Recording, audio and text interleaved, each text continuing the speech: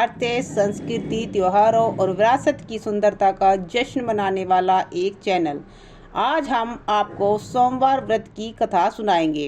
सोमवार व्रत कथा विस्तार पूर्वक। एक साहूकार बहुत अमीर था। उसके पास धन की कोई कमी नहीं थी। साहूकार के पास सभी सुख और ऐश्वर्य के साधन थे, किंतु उसको एक ही दुख था कि उसके कोई औलाद नहीं थी। दिन रात वह इसी चिंता में लगा रहता और वह पुत्र पाने के लिए हर सोमवार को भगवान चंद्रदेव व शिव जी की पूजा करता व व्रत रखता था।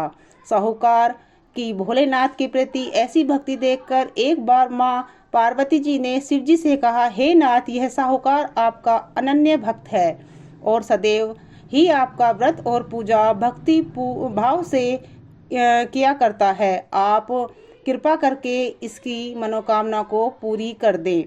पार्वती जी के ऐसे वचन सुनकर भोलेनाथ ने माँ गौरा से कहा, हे पार्वती, यह संसार एक कर्म क्षेत्र है। यहाँ जो भी जैसा कार्य करता है उसे वैसा ही फल मिलता है, अर्थात जैसा कार्य मनुष्य करता है वैसा ही परिणाम भोगता है। किंतु माता पार्वती आग्रह पूर्वक बोली, हे महादेव, यह आपका अनन्य भक्त है। यदि इसको कोई भी दुख है तो आपको उसे अवश्य दूर करना चाहिए। यदि आप अपने भक्तों की मनोकामनाएं पूरी नहीं करने लगेंगे तो कोई मनुष्य आपकी भक्ति सेवा व पूजा करेंगे। पार्वती जी के इस आग्रह को सुनकर शिव जी ने कहा, हे शिवे, इस साहूकार के कोई पुत्र नहीं है। इसी कारण यह दिन रात चिंतित व दुखी रहता है। इसके भाग्य में संतान न होने पर भी मैं इसे पुत्र प्राप्ति के लिए वरदान देता हूँ, किंतु इसका पुत्र केवल 12 वर्ष तक ही जीवित रह सकता है। इसके बाद वह मर जाएगा। इससे अधिक मैं इस साहूकार के लिए कुछ भी नहीं कर सकता। यह सब बातें सुनकर साहूकार सुन रहा था। उसे यह सारी बातें सुनकर न कोई खुशी हुई और न ही कोई दुख। वह पूर्वतः शिव जी की पूजा व व्रत करता रहा। कुछ समय पश्चात साहूकार की पत्नी गर्भवती हुई और 10वें महीने में उसके एक बहुत ही सुंदर पुत्र को जन्म दिया। साहूकार के घर में बहुत खुशियां मनाई गई, किंतु साहूकार ने अपने पुत्र की 12 वर्ष की उम्र जानकर कोई खुशी प्रकट नहीं की और इस संबंध में किसी को कोई भेद भी नहीं बताया। वह बालक धीरे धीरे बड़ा होने लगा। जब वह बालक 11 साल का हो गया तो बालक की माता ने साहूकार से उसके विवाह के लिए कहा, किंतु साहूकार ने कहा कि मैं इसे काशी जी पढ़ने भेजूंगा। साहूकार ने अपने साले को बुलाकर कहा कि तुम इस बालक को काशी पढ़ाने ले जाओ और इसे विधिवत शिक्षा ग्रहण कराओ। साहूकार ने उसको बहुत सा धन देकर कहा कि रास्ते में जहाँ भी ठहरो वहाँ यज्ञ और ब्राह्मणों को भोजन कराते जाना। इस प्रकार वह दोनों मामा भांजे रास्ते में यज्ञ करते, दान देते और ब्राह्मण को भोजन कराते जा रहे थे। रास्ते में एक शहर पड़ा। उस शहर में राजा की कन्या का विवाह था। एक अन्य राजा का लड़का बारात लेकर आया था, लेकिन वह आंख से काना था। लड़के के पिता को इस बात की चिंता थी कि वर को देखकर कन्या के माता पिता विवाह में किसी प्रकार की अड़चन ना डाले। इसी कारण वह जब उन्होंने साहूकार के अति सुंदर बेटे को देखा तो उसके मन में विचार आया कि क्यों न इस लड़के से विवाह का कार्य पूर्ण करा लिया जाए। यह विचार कर उसने लड़के और उसके मामा से कहा कि यदि आप फेरे व कन्यादान का कार्य पूर्ण करा देंगे तो आपकी बड़ी कृपा होगी और हम आपको बहुत सारा धन देंगे।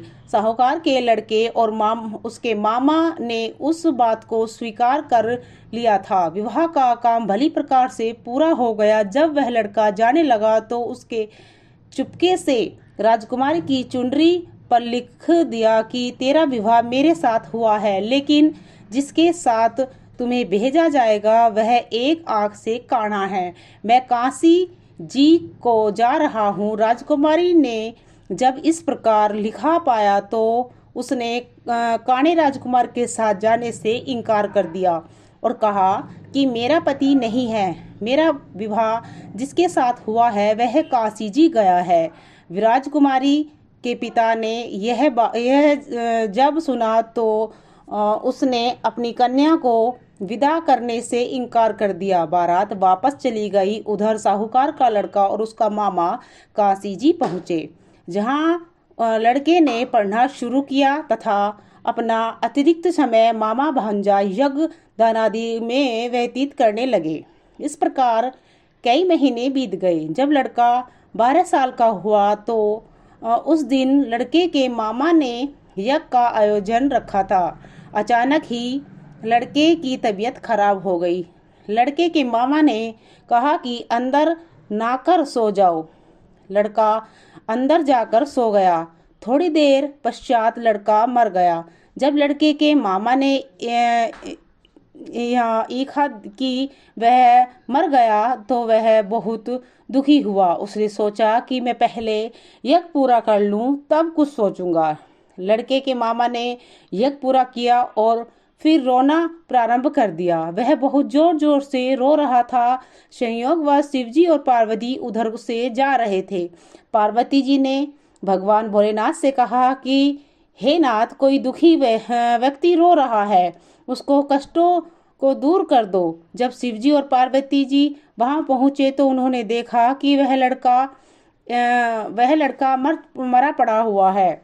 तब पार्वती ने देखते ही लड़के को पहचान लिया। पार्वती जी ने लड़के के मरने का कारण पूछा तो भोलेनाथ ने बताया, हे गौरी, इस लड़के की आयु इतनी ही थी, ये अपनी आयु पूरी कर चुका है।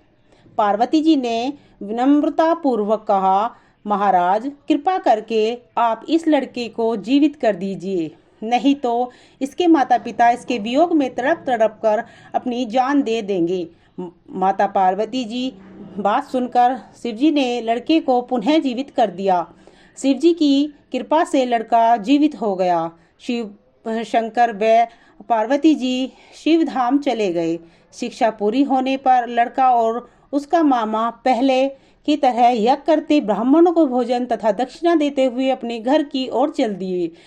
रास्ते में दोनों उसी शहर में आए जहां पर उस लड़के की शादी हुई थी। वहां पहुंचकर दोनों ने यज्ञ करना शुरू कर दिया। जब वे दोनों यज्ञ कर रहे थे तो उस लड़के के ससुर यानी वहां के राजा ने उसे उधर से घोड़े पर बैठकर अपने सेवकों के साथ जा रहा था। उसने लड़के को पहचान लिया। राजा ने महल में ले जाकर दोनों की खूब सेवा की। कुछ समय राजा के महल में रहने के बाद लड़के ने राजा से जाने की आज्ञा ली।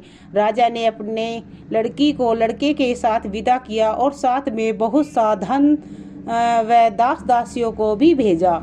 जब वे अपने शहर में आए तो लड़के के मामा ने कहा, पहले मैं तुम्हारे माता पिता को तुम्हारे आने की खबर सुना आता हूँ, तब तक तुम पत्नी सहित यहाँ विश्राम करो। ऐसा कहकर लड़के का मामा साहूकार को अपने पुत्र के आने की खबर देने चला गया।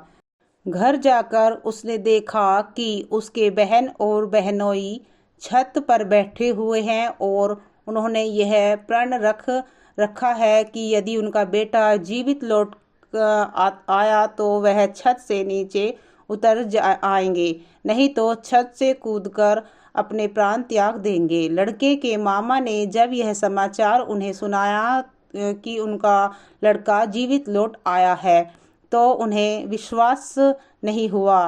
तब लड़के के मामा ने शपथ खाकर कहा कि आपका पुत्र अपनी स्त्री और धन से और दास दासियों सहित आया है। तब साहूकार और उसकी पत्नी छत से नीचे उतर आए तथा प्रसन्नता के साथ अपने बेटे बहू का स्वागत किया। सभी प्रसन्नता के साथ रहने लगे। इस प्रकार भक्ति भाव से जो भी प्राणी सोमवार के व्रत का पालन करता है तथा प्रेम पूर्वक इस कथा को सुनता या पढ़ता है उसके सभी कष्ट दूर होते हैं, सारी मनोकामनाएं पूर्ण होती हैं और इस लोक में सभी सुख सुविधाओं को भोगकर अंत में उसे शिवलोक की प्राप्ति होती है। इस प्रकार सोमवार के व्रत को 16 सोमवार तक करें, फिर उद्यापन करें। इस व्रत के प्रभाव से मानवों को सभी प्रकार के सुखों की प्राप्ति होती है। वीडियो को देखने के लिए धन्यवाद। सब्सक्राइब कीजिए और हमारे साथ कल्चर की आवाज़ में घुल जाइए।